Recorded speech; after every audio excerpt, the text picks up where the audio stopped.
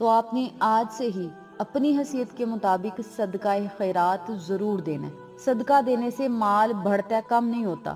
ایک مرتبہ آقا علیہ الصلوۃ والسلام کی خدمت میں ایک صحابی آئے اور کہنے لگے، یا رسول اللہ صلی اللہ علیہ وسلم، گھر میں غربت اور فاقے بڑے ہیں اور پیسے بھی بڑے آتے ہیں لیکن برکت نہیں۔ تو آقا علیہ الصلوۃ والسلام نے فرمایا کہ اللہ تعالیٰ سے تجارت کر کے دیکھو۔